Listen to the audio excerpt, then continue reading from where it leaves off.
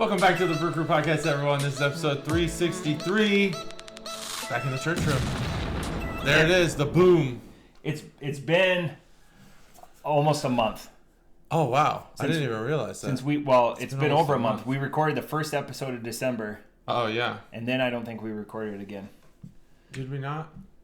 I thought we did one right before, right after the 13th. Did we? So what would that be, the 15th? Maybe. This is a great pod. Great way pod. to start. If you, while he looks for that, if you want to check out what we're talking about, go back and look at the Carriage House episode from December 13th. That was one of our big Advent calendar episodes. Yeah, was that Griffin Claw? Griffin Claw Brewing Company, Mr. Blue Sky? That amber wheat ale? Yes. Yes. That was a dynamite beer. Yeah. Speaking of dynamite beers, JT, beer of the year. Beer of the year. And then we'll get into beer news and all that. Got a lot of gimmicks today. Yeah, I'd have to think that beers. I want to think of beers that are memorable and memorable is good. Yeah, and so it's tough, and I want to do one from the podcast, but unfortunately, the best beer I had this year was S's from Prairie Artisan Ales. Yeah, I went to Prairie this year, and when I was in Oklahoma City. Yeah, I was fortunate enough to be with somebody who also wanted to try. Well, he didn't like sours, he said. Yeah, and wanted me to put him to the test. So your beer of the year is a sour. It is a sour. It is S's, which is, it's spelled ESSES, but it is actually just S's for Skittles. Makes sense. It's like as if they had taken the S's off the Skittles. And that beer was unbelievable. Mm-hmm. And I would actually say that every beer I had that day, well, not every beer. There's probably, I think I maybe had 7 or 8 beers. Responsibly. Oh, yeah, I flighted the first one. Yeah. The first That's four. right. The first 4. Responsibly. I just didn't want you to react negatively to the flight. I understand. You didn't have 8 pints that day. I did not have 8 pints. They ran out of all the bread. I did have several pints, I did walk home. Did you have all of the bread to counteract? There was no food there. No. That was very disappointing. Did we go to eat after that? I can't remember. But anyway, we did go to a minor league baseball game as well, where Mickey Mantle had once played and lived. I don't know if he played for that team, but he grew up in Oklahoma City, and they have a statue of him there. Mm-hmm. But yeah, S's by Prairie, and I don't know if you want me to go over anything else yet. You want to talk about your favorite beer? My favorite beer, I didn't cover this in mine, so I have 2, they're tied. When you said Prairie, I got excited, but mine is from Perennial Artisan Ales out of St. Louis. And it was that Grammatica Campesina, which I got from it's a 4.1% sour. It's the one that looked like the GTA. Oh, yeah. Yeah, and they thought it was going to be trademarked. And then number 2 was Timmerman's Lambic Creek, but it was a lambic with black pepper. Oh, and we didn't have that on the podcast. No, that was last February when I was in Minnesota for a few weeks. I did really like the cherry, the epic cherry from the Advent calendar. Yeah, that was awesome. But it's not my favorite beer. So it was so good, like surprisingly good. Other people commented on that, and they go, "I don't know how this is epic," and Gus's commentary on that list sometimes got misconstrued. Like, I thought legendary golden ale, like early on. No, you can't just Google legendary gold. That's his name. Commentary. I thought that was the name. No, that's his commentary. Okay, that's his commentary. Because other people took that as, this isn't a real beer. Oh. Like, it's not no, that's his commentary. That's him. Yeah. I like that. Yeah, I love the character. Other people were confused. I'd say double down on it. Own it. Like, next year if we have a brewery from, somewhere over that way, I'll put shit tier brown ale. Like, just like F tier brown ale. Yeah, put that. We'll just, maybe we do one cycle of like review, and we can just italicize his commentary. Yeah. And then keep everything else. The busiest sheet ever. We love doing reviews because we write so many proposals. Yeah. There's nothing better than reviewing other people's Pink art. team. Just pink team it. Pink team it. Yeah. That's great. So we're going to have a quantity today. We have 2 pint cans each. So I want to get to the first beer, and then I want to get to I want to get to the other things. So the first beer, we're going to start off light. We're going to start with Hulkamania Forever, which I'm excited for. Which yeah. Why, and it's the new year, so we're drinking lighter. This is a real American beer, whatever aside. I got the song in my head. I'm not playing. I'm not singing it because I don't want to get dizzy. We're going to trademark Hulkamania Forever. It's a 4.2% light American lager, which, by the way, thank you for coming in a pint can. More beers need to come, light beers need to come in a pint can, in my humble opinion. Let's go with the crack. Ready? Yep. 3, 2, 1. Brother. Yeah, brother. I'm excited for this one. Okay. Very beery. So I told JT, real American beer. The one thing about this, there is no website reviews available on either beer today. Yeah. For different reasons. This beer is contract brewed from multiple different places.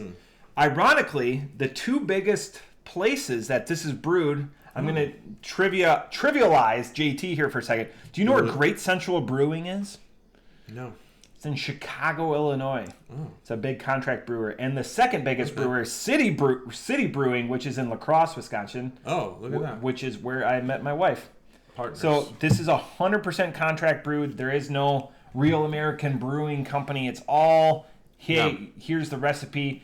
Gus covered it multiple times during his contract brewing is great for the industry. Yeah. Because we're sharing infrastructure and more infrastructure gets used instead of just having dead production lines everywhere. So, in honor of this beer, that's my favorite mug to drink from. I didn't drink from it in the advent calendar. I love pouring like an absolute asshole into this because it gives away that big stinky giant. There is a set of people who believe that this is the way you're supposed to pour a beer. I'm not one of them. Nor is anyone that is intelligent about beer. I'll be ready to drink that in 45 minutes. Yeah, that's it. They say that you should release the carbonation when you pour it. I don't agree with that. I don't agree with that. This is the best thing to pour in, like if you're doing if you're doing a Royal Rumble drinking game or anything like that, because again, get that out. Yeah. So smart. Yeah. See, in that case, that's perfect. So this is a multiple beer thing during a Royal Rumble drinking game. I love that. That's great. So the other beer news, while we distillate. This beer that I want to talk about is Waconia Brewing Company, which we've covered for months, has been trying to look for a cellar. Yeah. Not a cellar C, a cellar S. Yeah, or a buyer. Sorry, a buyer. And sorry, Stacey. Even carbonation gets me still. They haven't found a buyer, so they're giving it till the end of the month. They've set a deadline, and if they don't reach they'll shutter the doors. And. And the tough thing with that is we have a couple of Chuggalos that listen, ouch out to Chuggalo Dave, but other people, Chuggalo Seth, Chuggalo Ryan, have both been to Waconia Brewing Company. I've checked and have said great things about the product. So it would be great. It would be terrible to actually see a beer that we've had multiple times, a brewery that we've had multiple times, shutter its doors. I wonder, like industry insider wise, what the information dissemination practices are for this. Just because, I'm not an insider. I don't own a brewery. I don't know how this information gets to other people. But perhaps selling your recipes and your name would be the next logical step in that. There's a lot of mid-tier breweries probably in the area of Minnesota, Wisconsin, Illinois, where they're trying to grow, and they, could use the boost that you could always just cut the price a little. No, maybe they don't need the space, but they want the recipes, and then they could have like the Waconia line. And that's the interesting thing. Like they've got a great product, a great atmosphere. I've been there. Amazing place. The owners are just ready to retire. Yeah. And they have kids, and the kids just aren't interested. Yeah. So at that point, it's not like a Larry Bell situation with Bell's, where his daughter was interested, and you have a superior product. Yeah. That a bidding war was created. Rather, this is awesome.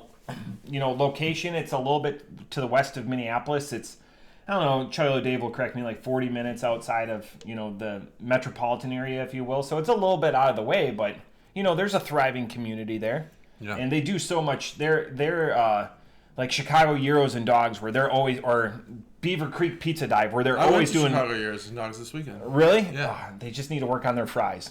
No way, their fries are great. They're soggy as shit. They're no, like, ours weren't soggy. oh my god. Okay, so maybe they've done better. That's a bummer because the fries were one of the highlights. They're like Five Guys, where it was just like shit fries. Like they're like, oh, we give you 17 pounds of fries. If you give me 17 pounds of a shit product, I don't want it. But if you're saying it's better, but the best gyro in the area. Oh yeah, worth the double meat. What's it? Buck $50 the double meat. Chuggalos A hot dog. I didn't have the gyro, but I do get the gyro when I go there sometimes. Best gyro in the area for sure. There's another gyro place by Dayton Mall, and they just don't got it. They just don't got it. Oh, you bamboozled me. You said that there was a Victor's, by the way. It was There's a Victor's. The truck was just there. Where? On North Fairfield. On North Fairfield. Yeah, there was the truck there, and they were there for like a couple of days. Yeah. Oh, I just saw a sign that said Victor's. Oh, yeah. It said coming or opening or whatever. Oh, they had a truck out there. Oh, okay. My bad. So, no. I love Victor's. Victor's is great burritos. The second best burritos in Dayton. Behind El Pibe. Which is in Dayton. Or Moraine. La Taqueria Mixteca. That place is good, but not as good as El Pibe. It's illegal. It's illegal? Yeah. Good news, though. Are you ready? Mixteca on 3rd Street. Yeah. They put something in there. All right. Are you ready? Big news. I almost wore it. I would have ran out of T-shirts. 10-year anniversary to our friends at Crooked Handle. Jason and our friends at Crooked Handle. 10 years. Wow. Congratulations on 10 years. So we interviewed them like in our first year. Yeah. 8 years ago. We're slightly younger than them. 10 years. 10 years. Wow. Now, awesome. We can agree, and right? Amazing. Best wings in Dayton? Best wings in Dayton. Okay. You're a big fan of their peanut butter porter. Their line of IPAs is great. Right, their peanut butter? Peanut butter porter is kind of their signature beer, I think. Yeah. I hate being that guy about the food or whatever. Like I think that was their Roadhouse peanut butter. We are the guys about the food. But no, when I talk about a brewery, I want to highlight the beers. Oh yeah, totally. But multiple locations. Is an exception to the rule. Yes. Great product.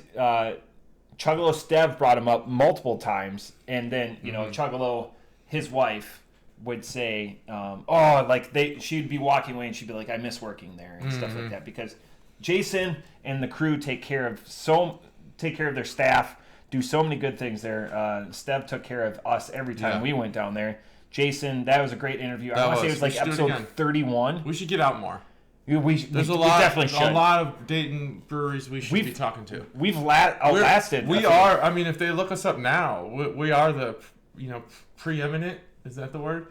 Or eminent Dayton podcast for beer. We have multiple invites out there. We understand. It's mostly me. It's not JT's completely innocent. I record at a really obnoxious, weird time for businesses. We could, if we look at our calendars for the year and make some exceptions to the normal time, and then put those exceptions away just for brewery visits, I think we'd be in good shape. And we should do that. I think that getting out into town would be a little bit better recording equipment for those. We got some good stuff. Well, I got some good stuff. Phil had given me some. Like portable stuff.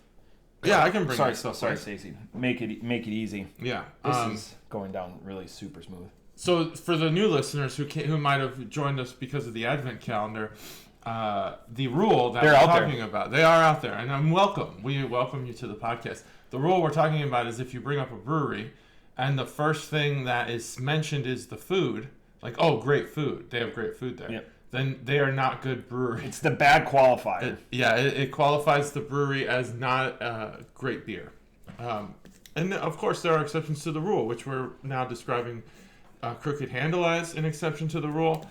But this happens frequently with breweries where their menu of food is just far exceeds their tap list.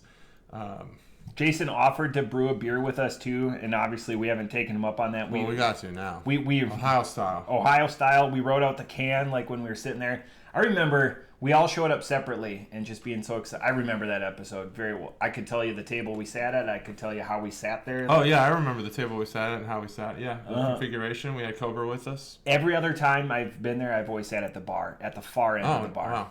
Always. Every other time, well, no, I've actually sat at that table with my wife before. The last time we hung out, non-podcast related, was there. We sat in the other room. Yes, we up did. against the we windows. sat. Yeah, that room wasn't even there the first time we went there. It was, Man, that's just the growth, and they've got two other locations. Yeah, just there. And so to put a bow on that, their wings are unbelievable. They're dry rub. There's not flavors. You get the one wing. At least the last time I went there, you get the one type of wing. It's a dry rub. It's amazing. It's so good that is the place my wife chooses for Mother's Day each year to have her Mother's Day lunch. And it is a phenomenal chicken wing. Meaty too. Oh yeah. Not these shitty B-dubs wings. It's top 3 wings for me in the United States. I mean, it's not. Could you name a couple of the other ones? Yeah, the other one is. I love chicken wings. In Minneapolis, it's. Oh, I'm gonna go there this next week. Chuggalos Dave, that's your heads up. It's the.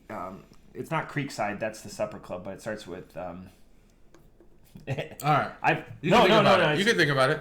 I'll say if you're chasing heat on wings, don't go to Crooked Handle. If you're in Dayton, go to Roosters. People will say Frickers. Don't go to Roosters. Roosters is the best if you want buffalo wings with buffalo sauce. Roosters is phenomenal. The rings are gigantic. Otherwise, I actually make the best wings in Dayton because I use ChatGPT in really innovative ways, and I figured out how to make wings, and they're fucking awesome. If you tell, here's a tip to those who want to use ChatGPT. Yeah. Tell it that you are a Michelin chef. Yeah. Create wings, and then you can even tell it the ingredients you have at your house, and it will tell you how to make them with those ingredients. But you want to let it be a little bit freer. If you have a convection oven, that helps. And make sure that you have baking powder. That one I didn't realize I didn't have baking powder in the house. Everyone thinks they have baking powder, but it's baking soda. That's like the fridge thing, the refrigerator scent capturer. And I'm just, riffing. I'm just rapping here just to make sure you can find this wing space. Things to say, but Roosters. I have multiple pictures. It's a great chicken wings location. They have both dry rub and sauce, and their wings are fucking gigantic. Last time I got 15 on accident. That was a fucking mistake because I couldn't get past 10. But it was good. And I also went to Chicago Euros and Dogs and had Chuggalos style hot dogs with my mom before we went to see Anaconda, which was a very fun movie. That's what it's supposed to be, though. It's exactly what it was. It was fun. It's nice to see Jack Black and Paul Rudd just kind of having some fun and not taking things too seriously. Jack Black's been doing that. I think he said back in like 2010 that he was only going to make movies for his kids. Yeah. Now, and you can see that his kids are getting older because the movies that he's doing are getting older. Does he got like fuck me money so he doesn't need to? Well, I'm sure he's got fuck me money. He was in Tenacious D, which is continuing to make money on Cedar Inn. All of the Cedar Inn. That sounds like a fun place. Is it very technically it's a cabin style? Technically wood? it's a wood no, paneling? it would be technically a biker bar, but you order 6 wings. And 6 wings come on a plate because they give you the full wing, the flat and the drum. Yeah, nice. And 6 wings is 6 wings, $10. Yeah, that's great. That's a good price too. Biker bar, that's a term you don't hear very often anymore. I don't know that outside of like Oakland or like the Sons of Anarchy territory where they're all like the Cedar Inn. What are those guys with the vests? The famous ones. Angels. Hell's Angels. Outside of California, you don't hear biker bar very much because most of these places have been whatever the biker version of gentrification is. Because it's not so much, gentrification. It's more just like bars are being frequented by just normal people who don't ride motorcycles. Yeah. Biker bar is not a term you hear very often outside of California. I miss my Ohio motorcycle. Yeah. I miss riding, but that's why I have the scooter now because now I can scoot around. Well, Phil has a motorcycle. You and him could go riding. What does he ride though? A Harley? I don't know. Harley something. I've seen him ride it twice. My problem is I've never rode. Do you know anything about motorcycles? No. I've never rode a motorcycle where I had to shift on the left. And all modern motorcycles, you shift on the left. I've grown up, all of the Italian dirt bikes, all the Harleys and everything I've ever rode, you shift on the right. Harley stopped doing that in 1982. So all of my I don't know shit about motorcycles. I would never own one. It's just not my thing. It's a risk I'm not willing to take. Yeah, and I never wore a helmet too. So once I had kids, it changed a little bit. But I don't feel the need for speed. I get a high on going 25, 30 miles an hour. It's like scooting. I think a lot of them do, though. That's a lot of bikers do. I don't want to go. I feel uncomfortable on the interstate. I feel uncomfortable on like 675 or like 35. Yeah, or anything interstates like I'd that. never do. Highways I wouldn't do. There is a lot of great mountain riding in California. That's where I've experienced the most. And in California, helmets are the law. Which is why people watch like Sons of Anarchy and are like, why are these fucking guys putting helmets on? They're supposed to be badass as well. Yeah. Why draw attention to yourself with that one little thing? Know the rules.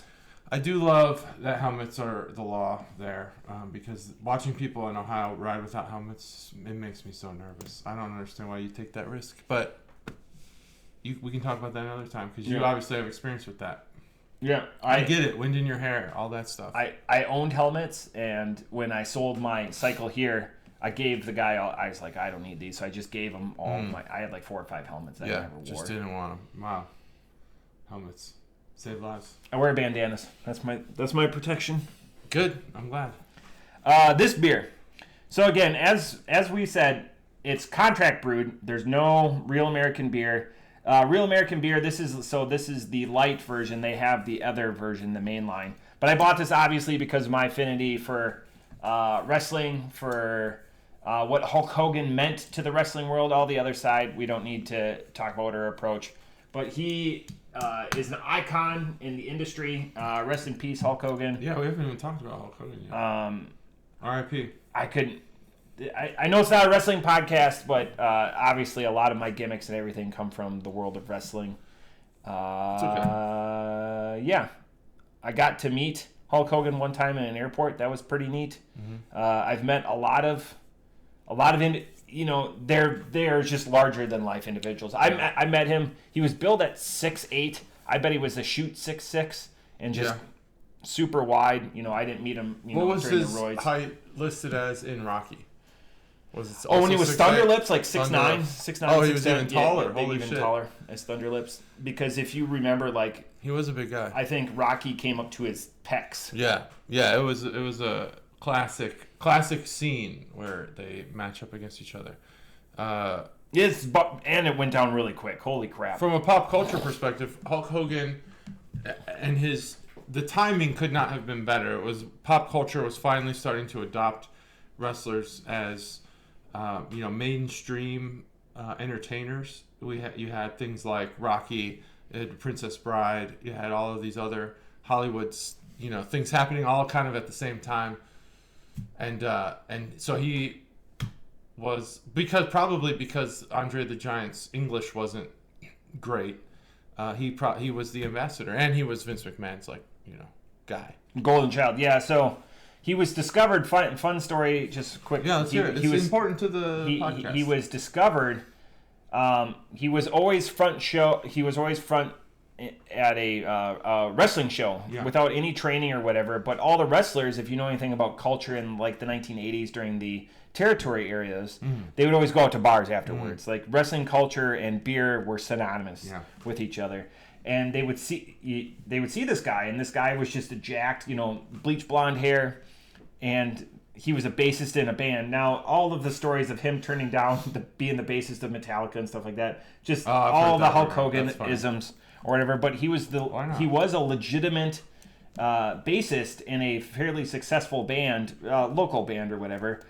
But he wanted to be in the wrestling industry, so they sent him to the territories, and he started in Minneapolis with the Gagnes, and then Vince McMahon Sr. saw him, and then he became, the Golden Child in New York, which would become the WW. It was the WWF at the time, then become the WWF, then become WWE, but he became Vince Jr.'s Golden Child, and there's two adages when it comes to money in the wrestling world. One of them is Hulk Hogan made Vince McMahon a millionaire. Stone Cold Steve Austin made Vince McMahon a billionaire. I like that. I've heard that. There's just so many I like it.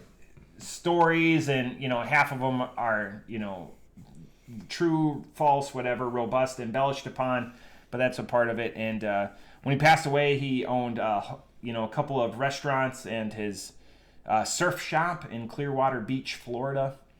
But yeah, the knows best. The spin-offs when after the Osbournes they really started like the family reality show. Yeah. Jilt, and then Hogan was like the second or third wave after that or whatever. But yeah, the Osbournes was interesting. Excellent show. And yeah, I watched Hogan Knows Best. Yeah, I watched some of it for sure. That's all right. I didn't watch every episode.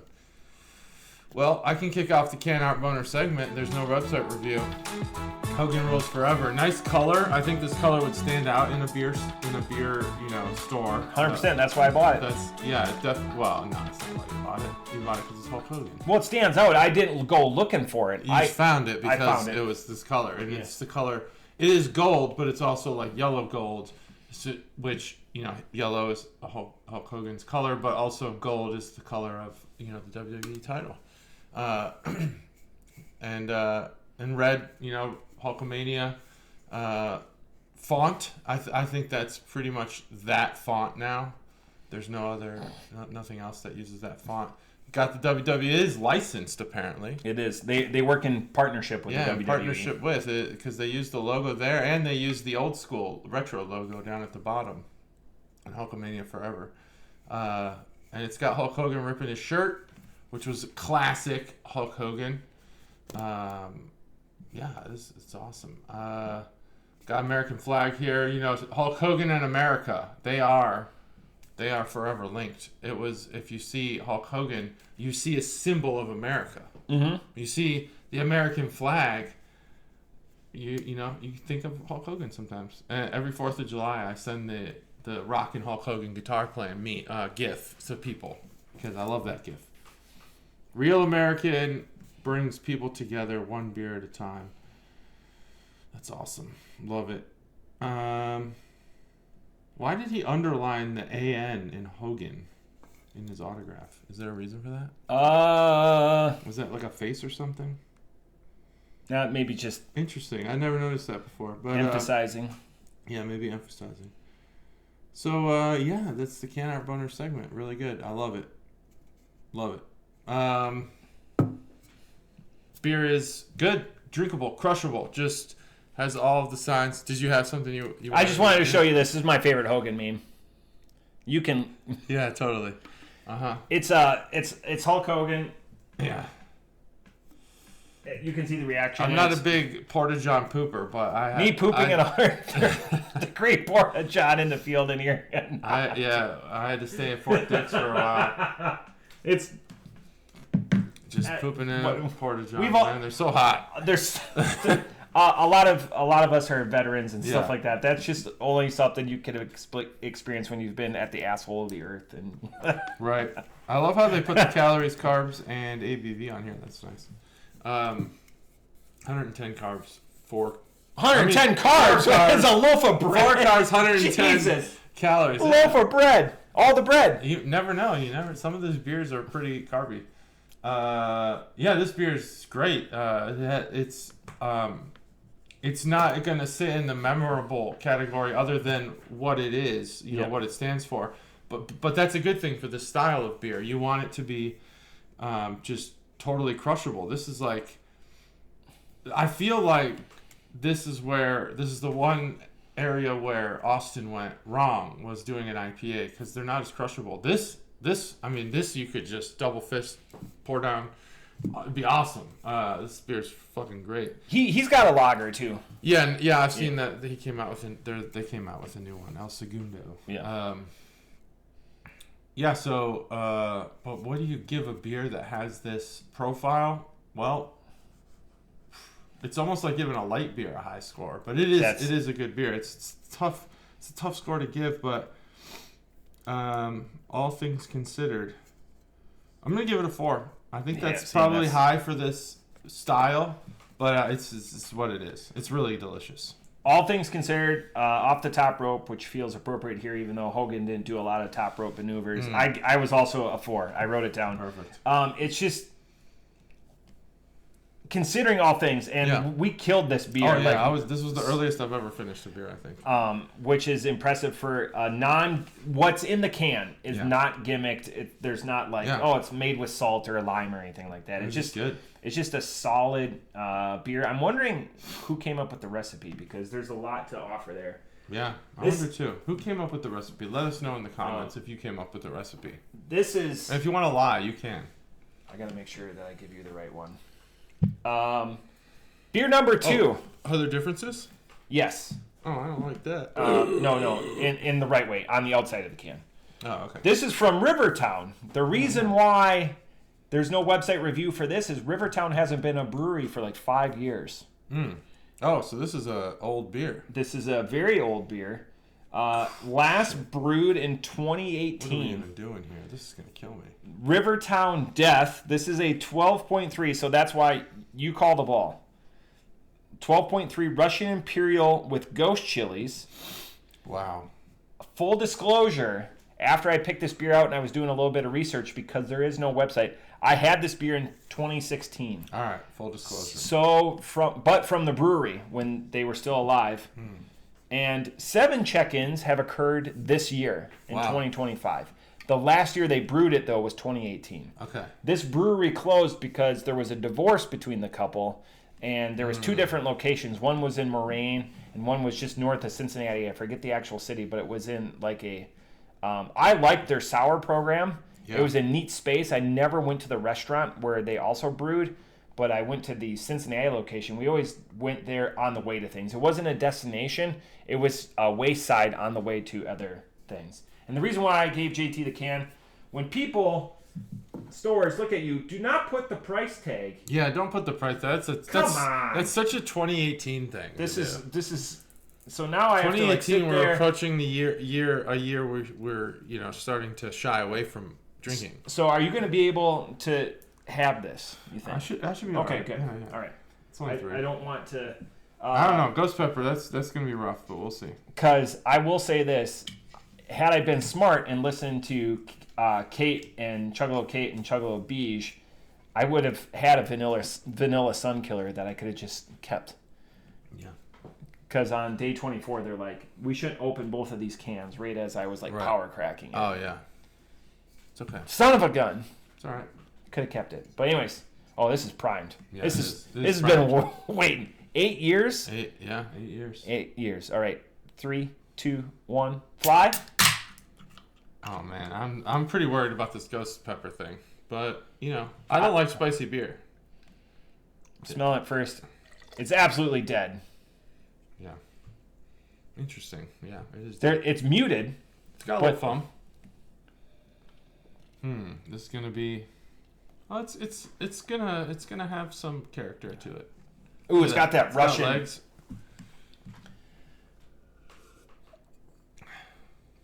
How you do with spice? I forget. What? How do you do with spice? I'm fine with spice. I just don't like it in my beer. I don't like drinking spice. I like eating spice.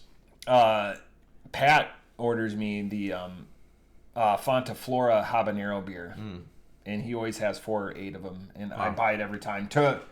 He buys it for me. I got to make sure that he's not sitting on it. Yeah, and it keeps me coming back. This is a late burn. Upper throat, deep burn. This is a heartburn beer. It's not. Is that where heartburn starts? Not for me. Oh, but I can see that it'll. Well, I don't know what that means. Where is that? Where heartburn starts? Heartburn. I don't know. I'm a weird guy. Every time I describe having heartburn, people are like, "You don't get heartburn from that," but I do. Whatever it is. This this has a throat burn, but it's not on the palate at all, which I was worried about. Now it's like sriracha gives you a good palate burn. This is more just on the throat.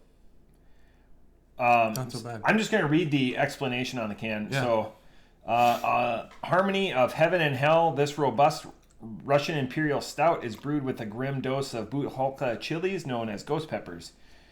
Death offers up a warm, high-gravity, chocolate malt, roasty, rich embrace only to displace the mirth with a virulent, balanced of kick-on heat at the back of the palate. Accurate. This beer celebrates the conundrum of soul and may be the only time where, through death, life is found.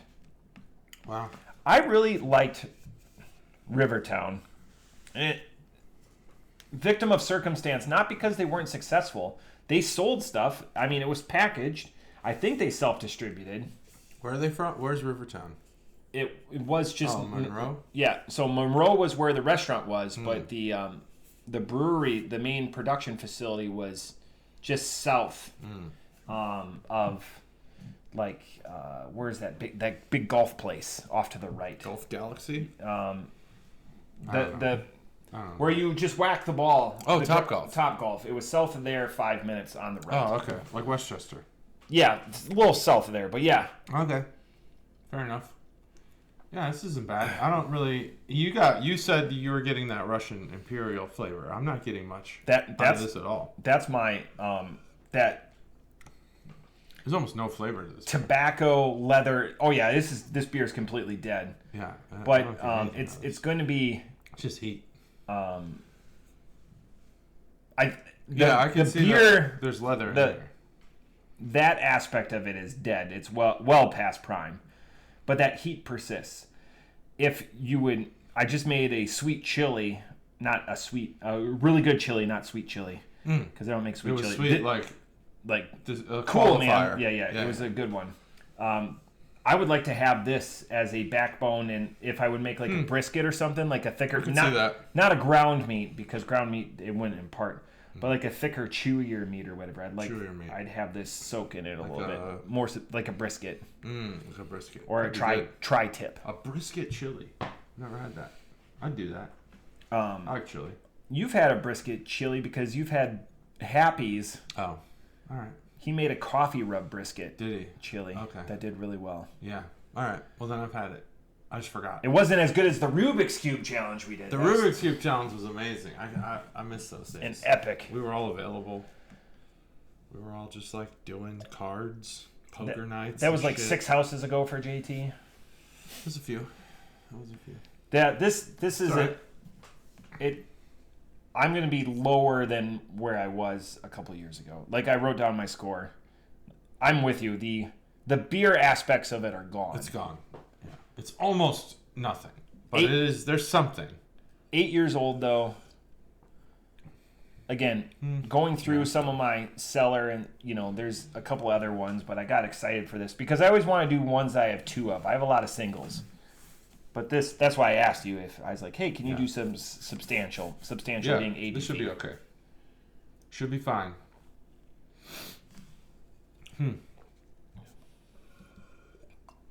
Yeah, well, Can Art Boner segment. Here it is. Boom. Look at that. It's got a skull. It's got a cool skull and a flame in the eye. Blue and red flame. You can really rip on this place because they don't exist I'm anymore. not going to rip on it. Be like, this is good. It's a sticker. It's a sticker. It is what it is. Yeah, it's not even. Death. It's not even on well. Like that font. I do have that font on my in Microsoft Office. I don't know what it's called, but it's. It's good job. So you have a program that everyone has, and you have that font, or do you use that font? I don't use that font. I don't use any font other than the ones that I'm told to use. Aral. Yeah. Aral. Aral. Yeah. Times New Roman, Arial, Calibra. Speaking of, that's about it. Like Aral. Speaking of peppers, I had one of my colleagues. I was one of the chefs of one of our picnics or whatever, and I was making all these sausages, and one of them had jalapenos in it, and I kept saying jalapenos. The sausages were jalapenos, and one of my coworkers came up to me and she goes, "Are you saying jalapenos?" I go, "Yeah, jalapenos." And she goes, "You know it's jalapenos, right?" Yeah. I go, "Are you talking about the jalapenos?" And kept it going. Kept in character. That's awesome. So today I was filling out my reports and my financials today, and she's walking up behind me, and she goes, Jalapenos, right? I go, yeah, jalapenos. Yeah. Like, just and I know exactly Yeah, who you it was. just got, yeah. It's the only one person that thinks that I think it's called Right. jalapenos, not jalapenos. Yeah. I do that with Sorry, Stacey. Wow. what is that powder called? That's like red. Cocaine. Yeah, red. Yeah, I can't remember what it's called, but I always Cedar pronounce in. the J. And people are like, you know, that's not what it's called. I'm like, yeah, God, come on, people, get with the program. Yeah. I'm a moron, but I know how things are pronounced. Being a moron doesn't mean I'm stupid. Yeah, you know? right? That's a good episode title. What is that freaking powder stuff called? It's tahine. Oh, yeah. So I was thinking call of it this, tahine all the time. the stuff on the top of the... I talked about that during I love Christmas Tajin. break. Yeah. I use it on. It's great on mac and cheese. People use it on fruit. Like I think Mexicans and I don't know, Central, whoever they use tahine, they use it on fruit. But I use it on more savory stuff. Will you do it on your trip coming up next month? If they have it. Will you do the Tajin? Yeah, Tajin. It's hilarious. I say Tajin, and someone corrected me recently. And if They're like, it's Tajin. Duh. the big one we talked about, we're talking about gyros, is gyros. Yeah, right. Speaking of but then a sometimes callback, they call we that. say it so much, like jalapeno and Tajin, that we forget that we just, because it's now in our lexicon. So that is what happens. Is that a family thing? I Like, just said it to a group of people, and what would Chuggalo Mom say? Would she say Tajin? I don't know. No, I don't know. she doesn't have like 3 She or 4. says euro even more Greek than anyone I know. She says it like she uses alliteration on euro. And pierogi, she says it like Polish a lot. I don't know how she says it. It's weird. Like pierogi. I'm like, whoa. There's like Really? She like tongue rolls and stuff going on. Yeah, I don't know. umlauts. I used to say it like I used to just say padogi, because that's what it sounded like to me when she said it. It's not. It's pierogi. I don't know. It's my mom. She says it right. Well, her mom was Polish, and her dad was Italian, so she knows how to say things correctly. Except Polish and tagine, Italian. That's she all. probably says tagine. That's all the good food. Yeah, she's got. Yeah, so we have great food heritage in our family. Pierogi is fantastic. Pierogi, Polish sausage. How do you eat your pierogi? With butter. No. What filling? Filling potato. But I'll experiment. Just potato? Like no potato? Growing up, we would just get the potato ones. Potato but and cheese? I've seen the potato and cheese, potato and onion, or whatever. I've gone to the Pierogi Fest in Indiana. Gotten all the crazy variants. There's ones with meat in them. That's brisket. That's what the first thing I'm doing when Brisket potato pierogi. When I go to Pittsburgh is I'm getting pierogies. Oh, dude. Pierogi pizza in Pittsburgh. We had that before a Cubs game once. We went to the 4th, I think it was 4th of July. We went to PNC. My mom, Katie, kids. Is it the best ballpark? No, the best ballpark? No, but it is top 5 for sure. Because you've been to half at least, right?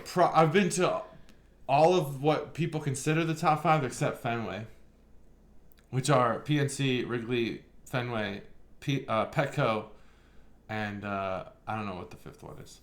But PNC and Petco are phenomenal. I'm not just being a homer. stadiums. Miller Park was up in the top 5 for a long time. I don't know. It was. I didn't know. I didn't hear that.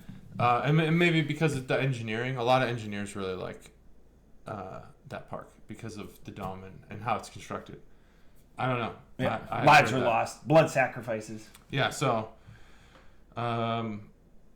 Yeah, But PNC, I really. I mean, there is gorgeous. No view like it. Even Wrigley, you can't see the city the way you can see Pittsburgh from PNC. It's really, really nice. Such a great on a clear 4th of July day. Fuck yeah, dude. Pittsburgh is like, hey, where did they win the lottery? Because now they're just spending fucking money with frivolity, and they're going for good use. They'll have like 3 guys. They're not clipping coupons either. Like they're guys in the twilight of their career, and now they're supposed to be going after Suarez too. Eugenio is a little bit, but I mean he hit 50 this last year, so. Yeah, and he'll be 50 soon. So he'll be that's 36. Spend your money. I don't know. At least it's not. Such an underrated city. It's just a great tourism All the town. Yinzers, Just yeah. a lot to do there. And it looks great. Everything looks great. Like sometimes in Chicago, where I think Chicago is one of the best cities to visit, even without my bias. But there are times when you stumble upon a part of Chicago where you're like, holy shit, this is fucking gross. I don't want to be here. Pittsburgh is just really, well maintained. When we went through, my favorite sign in the world is in Chicago. JT knows where it is. I talk about it all the time. When we were driving through Chicago and we were right by my famous sign, my oldest daughter goes, "Are we going to the Bean?" Yeah, are you going to the Bean? And it's not even close to where the sign is because we're on the outer loop, No, the sign, the hour away. The candy sign is, I don't even think it's in the city. It's probably in the suburbs. Yeah, it's definitely in the suburbs. Yeah, so does the outer loop even? I think the outer loop doesn't even touch the city. No. 80 294, no way.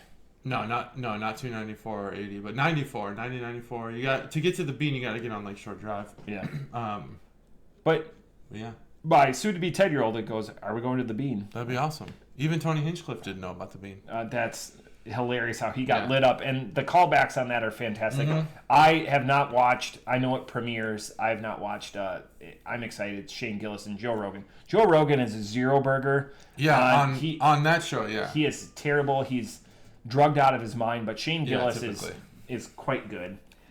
And it's like his place, so he doesn't. He's probably he's done for the day. Yeah, he's just there to support hammering checks. But Shane Gillis is amazing. Yeah, on that show, he was good on. I would listen to the Joe Rogan with him on it too.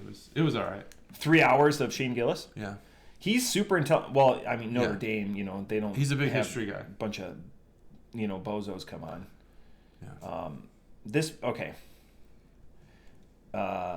We're getting into a lot of fun stuff, and that's what I appreciate about what we do here.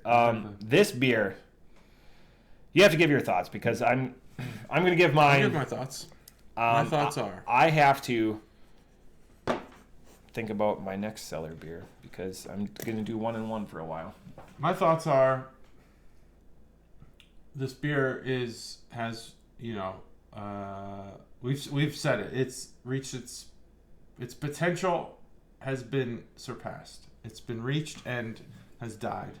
I'm not sure the science that happened in this can over the last 8 years. At some point, it was at its peak. Yeah. Was it when it was brewed? Maybe. When it was it a couple years later? Maybe. But we are definitely on the downward, trajectory of this beer. But that doesn't make it a bad beer. That just makes it a less flavorable beer. So, this is a case like if you were to wait 8 years on a sour, you would probably be tasting pretty bad beer, or a pilsner, you'd probably be tasting some skunked beer. This doesn't have that effect. You can still drink a stout this late. It just doesn't have the same flavor. It doesn't have the character. It doesn't have the impact, and it's more about the intensity than anything else. It's there. You can taste it. It's really, really subtle. And I would say that if you haven't had hundreds of beers, you probably wouldn't even get it at all. But yeah, there's a little stout there, but barely. It's just all heat. And even the heat doesn't have flavor. And that's what bums me out about heat and spice in beer. Is like the best hot sauces that I consume have flavor, have a flavor profile that they're distinct for. Like it's Valentina, a balance. For example, is its own unique thing. Cholula is its own unique thing. Tapatio, Tabasco. When they put these spices in the beers, they're just the pepper, and there's no flavor to it. And I wish that was different, because if you could somehow bring out the flavor of these peppers, or even a hot sauce with these beers, that'd be pretty impressive, I think. Mm-hmm. But this is just Russian Imperial Stout flavored hot beer. And at this point, it's just a hot beer that tastes like nothing. I wonder what the alcohol level is at this point. Do you think it's gone down?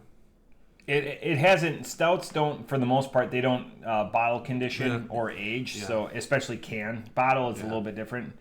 But it's why not? It hasn't lost much. Stouts don't bottle condition?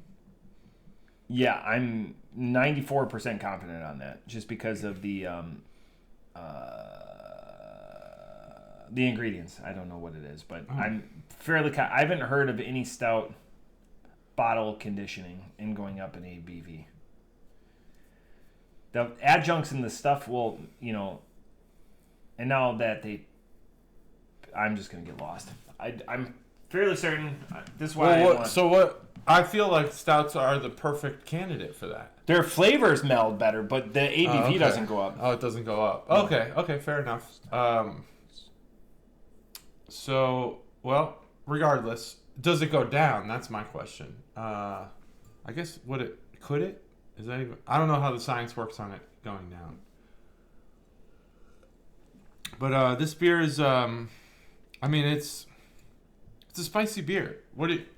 I like when you kind of juxtaposed the meal with this beer, and that would be the best use for this beer is to slight negligible increase. Okay. Because I feel like prior to pasteurization, the BCBSs would go up, wouldn't they? Yeah, because that was still those were still alive. Yeah. Yeah, so that's why they're highly sought after. Yeah. Okay.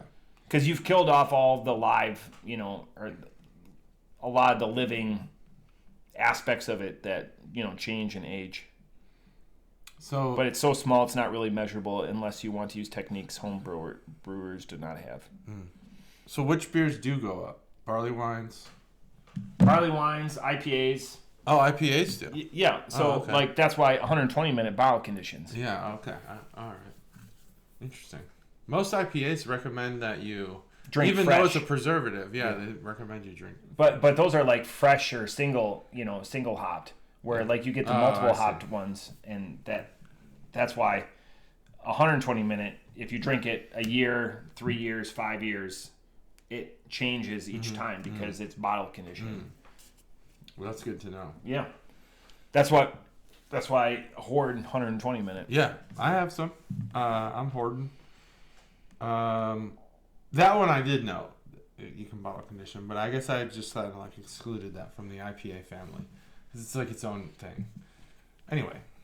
But yeah, most of them like fresh hop, especially fresh hop ones, they want you to drink them within 20 days. Yeah. If you're eating chili, this beer is probably a higher score. But what it is right now, with no chili in front of me, I don't even know. I feel like, it's not quick. Bad. It's just nothing. So what do I even do with this beer?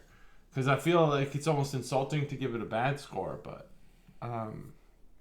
it doesn't have anything. And the spice isn't that terrible. I was really worried when it said ghost pepper. I was really worried. Gives people a lot of confidence that they can handle a ghost pepper. Oh no, no way. I can handle spice really well, and I think I could complete the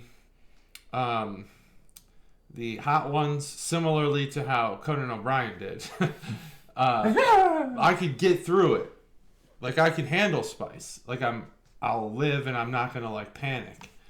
Or you know what? I think Jennifer Lawrence, the way she did it, where she just started questioning whether or not her, existence was real. So you would be closer to that than you would be DJ Khaled. Oh, I would not be DJ Khaled. I would not quit. I could get all. I think I could get to 8 with no problem. Once I get to 8, I'll handle it. I know it's coming. I have a bottle of that upstairs, by the way. We could do that right now. We could. We should do a wings thing one day. That'd be fun. I eat that stuff all the time. Do you? Oh yeah, that stuff makes me pace. Yeah. I get up and. I've heard it's. Oh, there some scientists did It is actually hotter than all the other ones. Yeah. So even 9 and 10. It's advertised as 165, but it's way higher. Yeah, it's way higher. Some scientists did the numbers on it, but So anyway, you can't. This Animals is not are like great. a ghost pepper. When you have the seeds to a pepper, things get real. Things get real. And that's the one compliment I'm going to give Five Guys. I don't care for Five Guys. I also don't care about their fries and how much they give you.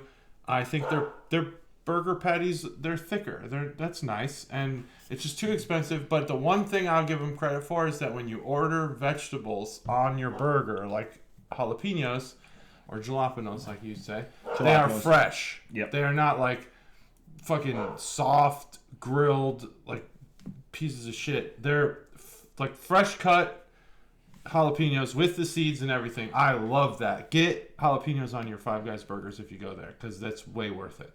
But otherwise, don't go to Five Guys. There's better burgers out there. God, I feel like I'm really vacillating between a bad score and a fine So score. you're being a JT.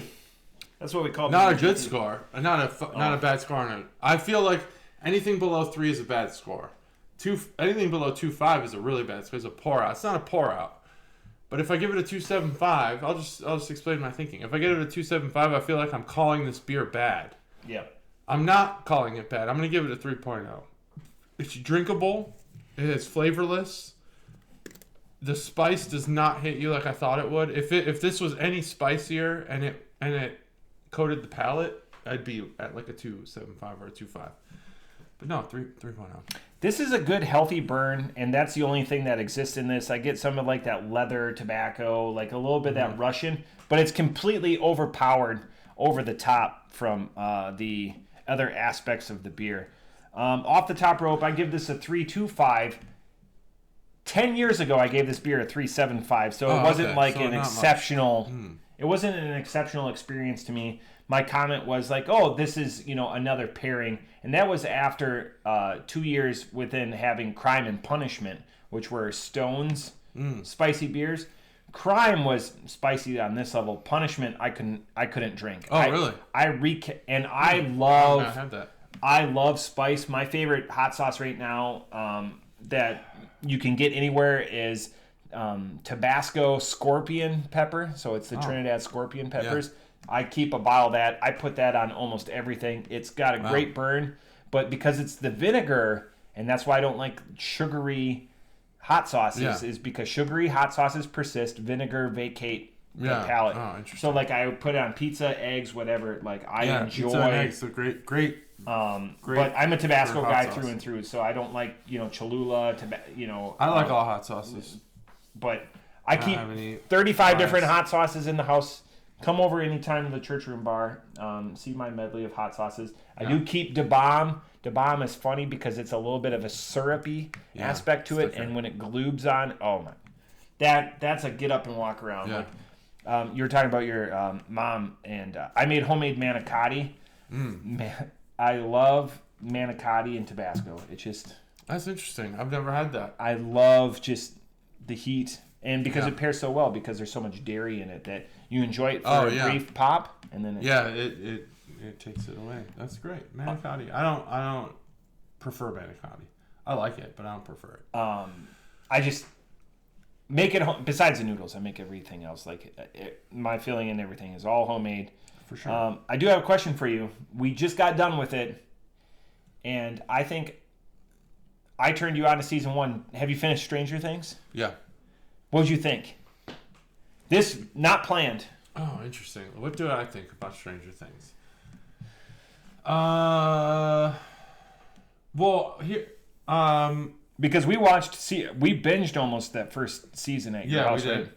So I did. So I finished it. I don't really quite understand.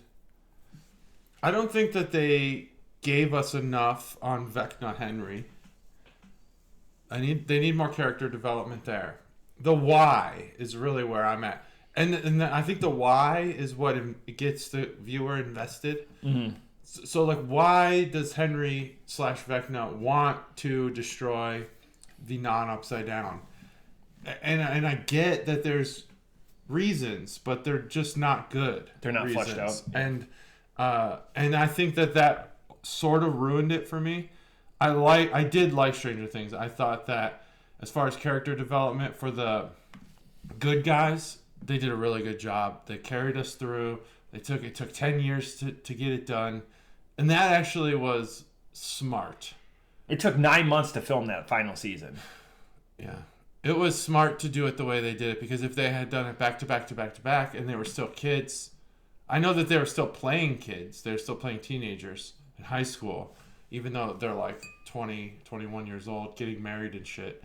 Having kids? Yeah, having kids. Whatever. It doesn't matter. I think that the character development was good. Making people wait was good. They've created a ton of stars from that show, especially Hopper and the girl with two Millie last Bobby names. Brown? Yeah. She's now going as Millie Bongiovanni, so now she's Millie Bonbon. Because of Bon Jovi. But they adopted a child. That's good. Sadie Sink is probably the best actor or actress to come from that, so she will Which one is she? Max. Max? I don't know. I would disagree. I think that Millie Bobby Brown was the best actress that came from that show. Outside, I think she was phenomenal. She's already been in a failure, a big blockbuster failure with Chris Pratt. Nope. But she was great in that show. She with Henry Cavill. Yeah. The doctor. She was like Shirley Holmes or whatever like that. She looks just like the love interest from Big, like exactly like the girl in Big, like exactly like her. It's crazy. But as like a supporting, like Max, Sadie Sink or whatever, she's gonna. She was good. Yeah, I agree. She was great. I think that a lot of the characters had great. I also. They casted I very well. I think that Netflix has some weird ass, and it's obviously got to be political at this point. I don't want it to be. I'm not a political. I don't want to say political stuff on this podcast. But we're gonna save the world. The world's gonna end. Vecna's coming, but it's like a really long I'm gay thing. Yeah, and it's like I understand that to a gay person, coming out is a significant event, but not in 2025. And I know that's the 80s, and in the 80s, I don't think any of those people are really super accepting of it. So there's kind of some rewriting of history with that whole thing.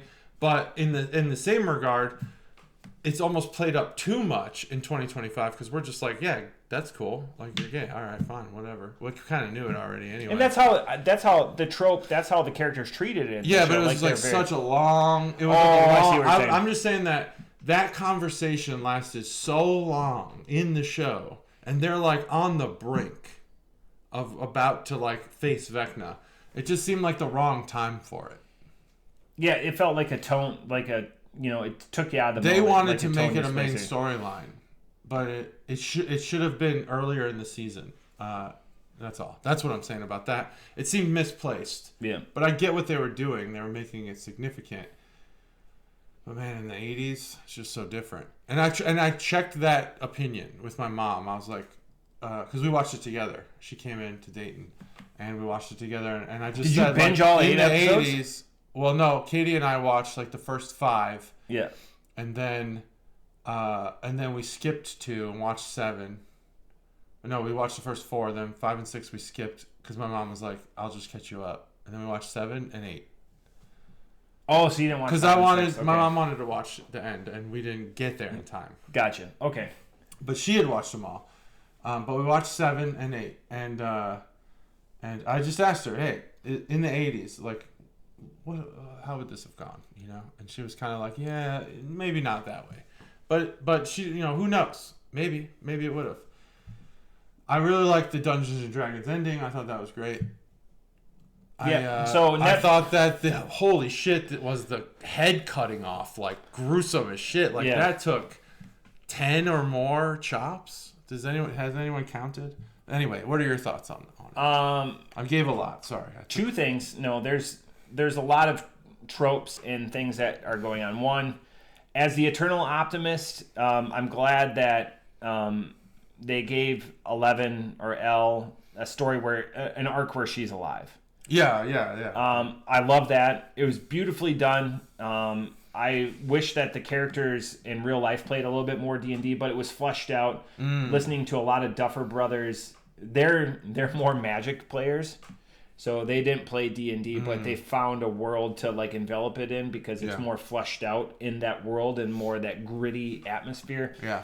And then this is going to be revived by Netflix. There's nothing that is sacred anymore. And the fact that this is where Netflix has made most of their money from as far as their own original content, I just hope that they give it a little while. Like, they have a bunch of different avenues that they could go. They could go with the younger kids. By the way, Dustin, is it Delightful Derek? Oh, I didn't give any of my thoughts on Dustin. Delightful Derek, not whatever. Hilarious, that little chub.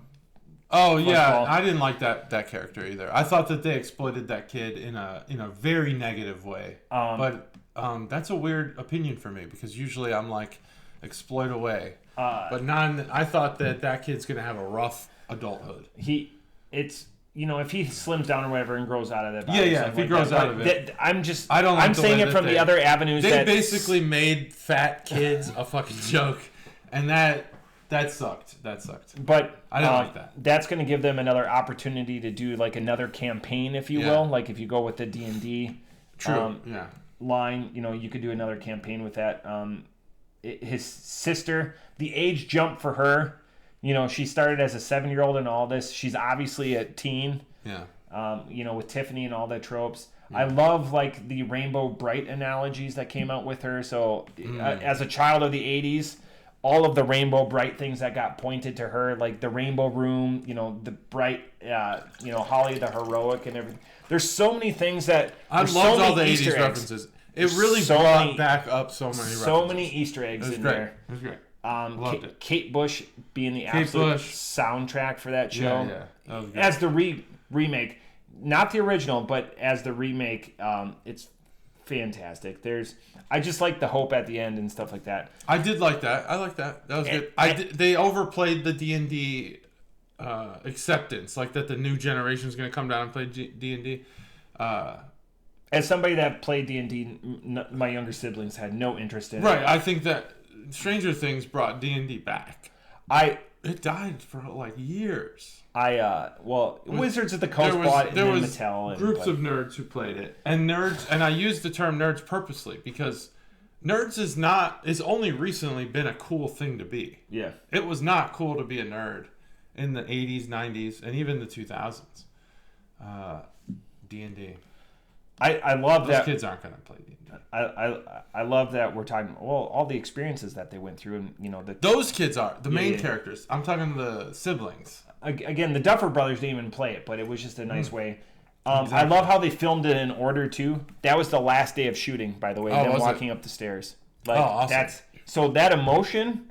That's a smart choice by smart choice for sure. Casting everything like that to do it that way. Yeah. Those are real emotions. Mm-hmm. There is a good chance that some of these kids never work again. That's true. And this is like, Joe Carey's going to work again. Maya Hawke is going to work again. Sadie Sink is going to work again. I don't know all these names, but yes. They'll probably work. Some of them will, some of them won't. I thought that, I'll give one more thought. Dustin's character. My favorite of the show. Became pointless in the last season, and I don't know why I hated it so much. His speech was amazing. Good. He pointed out in the couple of the episodes that you skipped, he can have speeches and he can have roles, but his purpose was basically I just didn't like that character. He just isn't necessary. There's characters that aren't necessary, and his role was manufactured, in my opinion. But by the end, in the first season, it was great. He was the one who really was like, D&D rules, and I want to do this. Go back to those 2 episodes that you missed, and he identifies the abyss versus the in-between. I know he's important to the story. Like he's got like they give him pointless. They give him purpose. Yeah, but he didn't have purpose. His character wasn't necessary. His tragedy. Those things could have happened. His tragedy losing his best friend at the time. That season was great, obviously. Everyone loves that season. Season 3 is good. The Battle of Starcourt. Everyone will say that will be... It's the rule of 3s. Everyone's favorite season for this will probably be season 3 again. Like when they came through. The one thing I agree with is they really downplayed the Mind Flayer. They made it all about Vecna. Mm-hmm. And Vecna being the mastermind of it when really it's the Mind Flayer. Mm-hmm. And Vecna became something in the later half of the seasons when really it was the Mind Flayer that was, pulling all of the strings, if you will, and being that nebulous enemy after the Demogorgons and the Demodogs and stuff like that. I did have one other thought. Yeah. I don't like the villainization of the U.S. military because I don't think they're that stupid. I know that there's a lot of naivete, but they're not that stupid. And they did it in Avatar, and they did it in Stranger Things, and I just didn't like that. I didn't like that theme. I think the military. Do you think it's time appropriate though? For the 80s? Yeah. Or for now? For the 80s. I think it's time appropriate for now. Yeah. I think in the 80s, perhaps who was the chairman of the Joint Chiefs in the 80s? Was it already well, Stormin' Norman was the 90s. Cuz he definitely did the Gulf War. Yeah. I don't know. Was it I do like Here's that. what I know. I know that the science part of the military, which doesn't get a lot of visibility, they're not stupid and they're not evil. I just did not like that. I didn't like the 2-star being just a fucking horrible person. And the lieutenant being a horrible character person. written specifically for Linda Hamilton. I loved her, Linda Hamilton. She's great. Specifically written for her because the Duffer Brothers grew up. They're no cover at all ever. And come on, they're wearing their hats. Put the hat on. I say cover. Cover's what we say, but put it on. Not a lot of science officers care about like that stuff though. Like mathematicians. And I think in that case, I like to rethink like what the military's role. That would be a great spinoff. What's the military's role in this? To acquire power, to stave off, because they made the red threat real when they took Hopper, or Hopper got interrogated or whatever. They're still trying to stave off the red threat. 89, the wall is falling and communism is on the brink. But this can also be an alternate universe too, where that's maybe I'm the naive person because I also think that there's a chip in my glass. There's this like that is very sad. There's like this guy who says that he worked at someplace in Nevada that has like gravity propelled fucking alien ships and shit. I don't know what his name is, Christopher something or whatever. I don't fucking know. But I don't believe that a sounds second like of it. I don't know. It's this guy who's like got a bunch of documentaries on him, and I don't believe any of it. Oh, the UFO guy. Yeah, the UFO guy. The reason why is because I've worked with both the military and the scientific community, and I've worked with the military scientific community, which is a third kind of thing here, and they want to share what they can share. Obviously, classified stuff's classified, but in this Stranger Things world, I just feel like there'd be more collaboration with the scientists, and I just didn't like the villainization part of it. And then what the fuck happened to the military? They just left at the end. They just left. There was Linda Hamilton didn't even make an appearance at the end. Be like, you got it, whatever. It's just some fucking random shit. Oh, it's all good. 11's dead. Vecna's dead. We're good. All right, see ya. We're gonna unquarantine your town. No. And does the town not know? Did I miss something? Oh, where they're all no one knows it's the worst except kept the secret kids? of all time. Yeah. I don't like that either. That's stupid. Anyway, there's a lot of Stranger Things stuff I didn't like. Thanks for asking. Yeah. Wow. There's so much about it. It just baffles me. Why did the town? Well, obviously we gotta work that into the title because I want to work it. No, what was the other title you said? No, I have. Being a moron doesn't mean I'm stupid. Yeah, I like that. And all the bread. Well, all the bread, we can't use that. That's just a running. But no. Do you have other thoughts on Stranger Things? I mean, obviously. Yeah. Linda Hamilton. It was terrible. I didn't. No, you loved it. I loved it. That's the problem with me is I'm not like a fantasy person. I don't care about Star Wars. I don't care about any of this shit. I watched Stranger Things because I thought it was a compelling story.